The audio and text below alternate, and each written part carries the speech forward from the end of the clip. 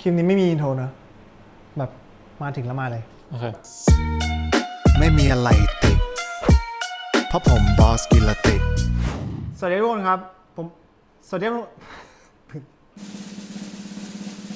สวัสดีครับบอกเป็นไรวะนี่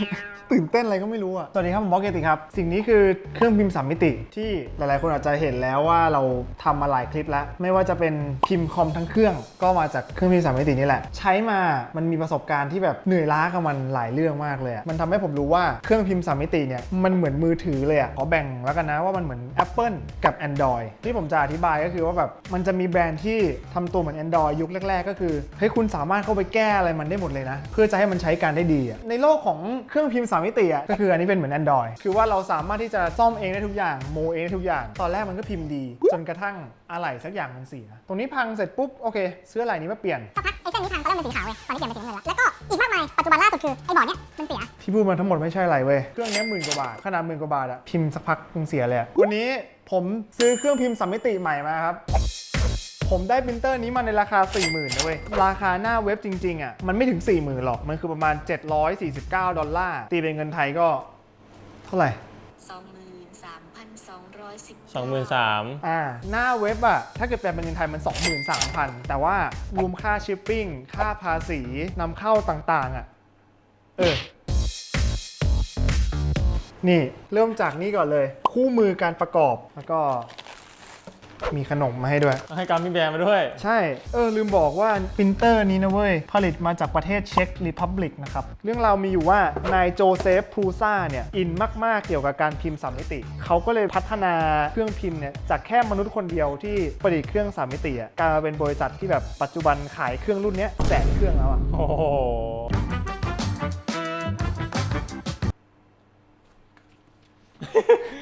ไม่รู้จะยังไงต่อเลยมันเยอะมากอันนี้เป็นสาเหตุที่ทำให้คนที่ใช้เครื่องรุ่นนี้ประสบปัญหาน้อยเพราะว่าเขาสนับสนุนให้ทุกคนประกอบเองทุกชิ้นก่อนที่คุณจะเริ่มพิมพ์งานชิ้นแรกด้วยซ้ำคุณรู้หมดแล้วว่าแต่ละอุปกรณ์ของเครื่องมันทำงานยังไงถ้าเกิดเปรียบเทียบนะแบรนด์นี้ก็เหมือน Apple ก็คือว่าเขามี Ecosystem เป็นของตัวเองคือเรียกว่าเขาแบบทำทุกอย่างเองหมดเลยไม่ให้ใครทำเลยกูจะทำเองทั้งหมดเลยเขาบอกประมาณนี้โอเคก็จากที่ผมไปรีวิวในอินเทอร์เน็ตมาเขาบอกว่าใช้เวลาประกอบประมาณ9-10 ชั่วโมง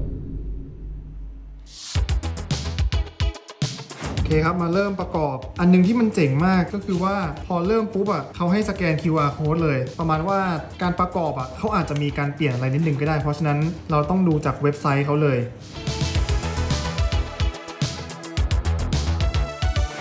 บทนี้เขาบอกว่าไอหมี่เยลลี่เนี่ยมันไม่ใช่แบบว่าเรากินได้หมดเลยนะเราจะบอกว่าบทนี้ต้องกินกี่ตัวอะไรอย่างเงี้ยเขาบอกว่าถ้าเราไม่กินตามเขาเราอาจจะปวดหัวได้นะ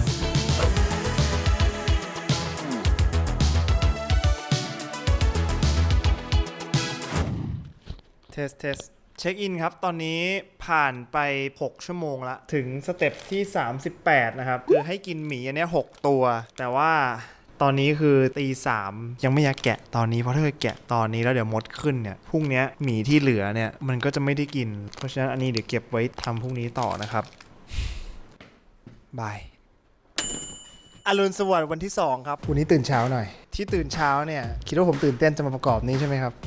ไม่ใช่ที่ตื่นเช้าเพราะว่าเสียงนี้เว้ยคือใต้โซลาร์เซลล์เนี่ยนกพิราบมันไปสร้างรังไว้อะไหนๆก็ตื่นแล้วมาลุยต่อเลยแล้วกันนะ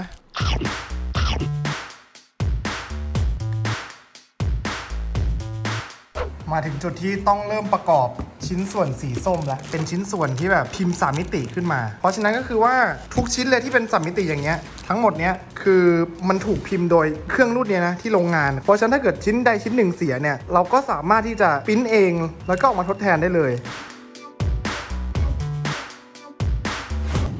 เช็คอินครับเสร็จไปแล้ว3 อย่างหลักๆนะครับก็คือเฟรมฐานสายพานยังเหลืออีกประมาณครึ่งทางคือจริงๆถ้าเกิดทำรีบๆมันคงเสร็จไปนานแล้วแหละแต่ว่าถ้ายิ่งละเอียดตอนประกอบตอนที่มันพิมพ์ชิ้นงานมันก็น่าจะละเอียดเช่นกันตามความใส่ใจที่เราใส่เข้าไปในเครื่องครับโอ้คมว่ะขึ้นคำคมตรงนี้หน่อย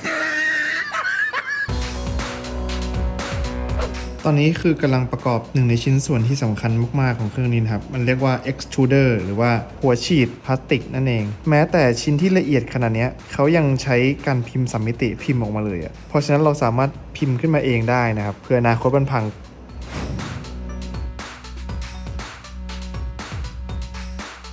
อรุณสวัสดิ์ครับวันนี้เป็นวันที่3ละยังไงมันต้องเสร็จแล้วแหละ3วันนะ3วันแล้วไปลุย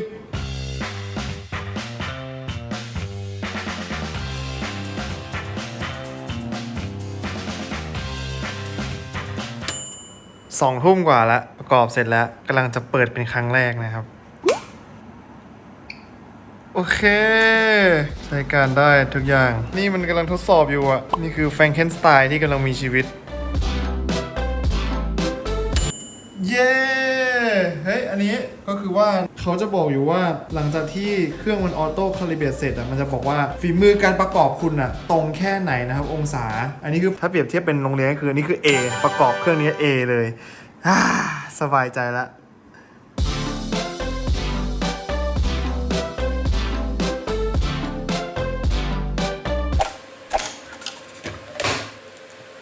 และนี่คือสิ่งที่ผมพิมพ์ออกมา อยากรู้ไหมครับว่ามันคืออะไรลองเดากันคอมเมนต์ด้านล่างนะ กด subscribe กดกระดิ่งไว้ตอนนี้เลย ก็รอดูแล้วกันว่าสิ่งนี้มันจะกลายเป็นอะไรนะครับ